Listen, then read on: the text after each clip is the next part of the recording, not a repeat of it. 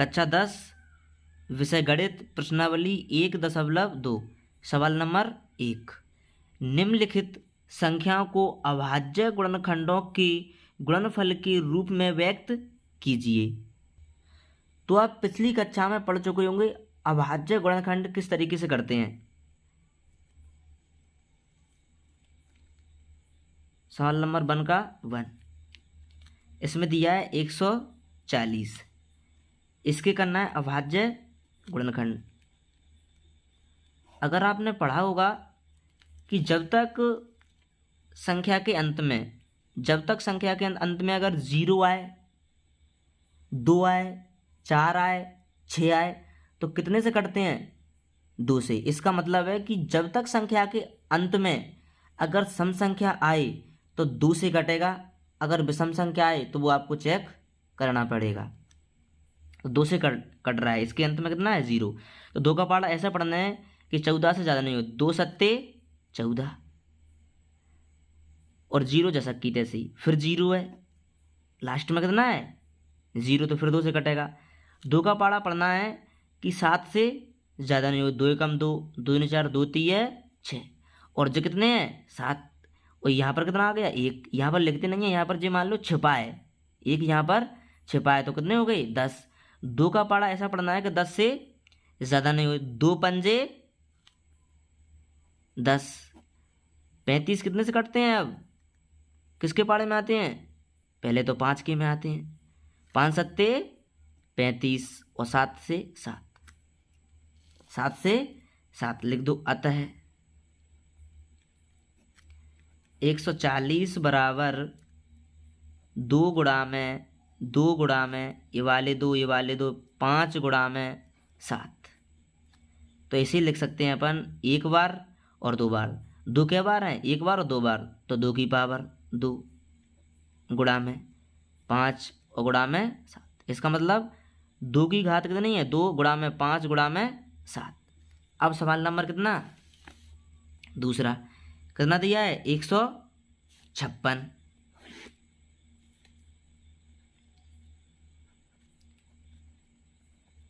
इसका भी करना है अभाज्य गुणनखंड।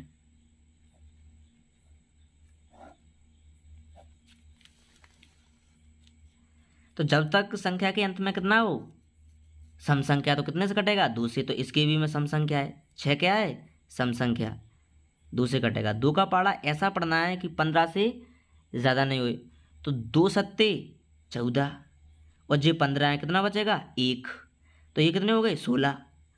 2 का पाड़ा ऐसा पढ़ना है 16 से ज़्यादा नहीं हुई, तो 2 अट्ठे 16।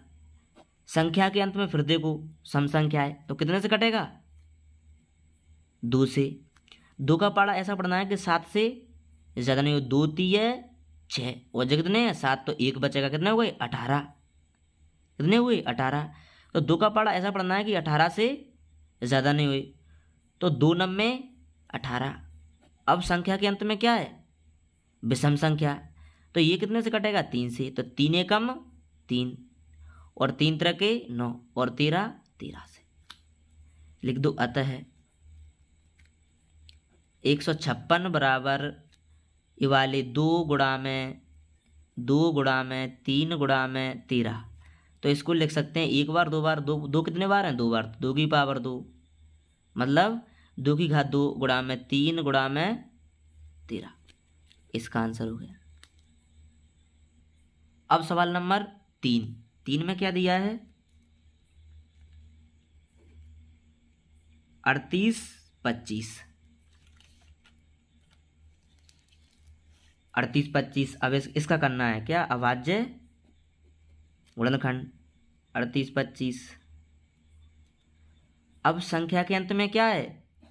विषम संख्या, तो इसको चेक करना पड़ेगा कि ये 3 से कट रहा है या 5 से, तो इसको चेक करो। 3 एकम 3 और 3 का पाड़ा पढ़ना है कि 8 से ज़्यादा, 3 एकम 3, 3 दूनी 6, 7 8 2 बचेंगे, कितने हो गए?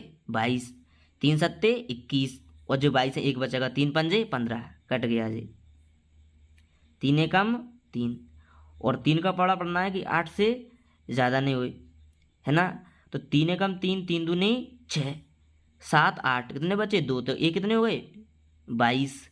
तो 3 का पाड़ा ऐसा पढ़ना है कि 22 से ज़्यादा नहीं हो, 3 सत्ते 21 और जो कितने थे 22, तो 1 बचेगा 15, 3 पंजे 15।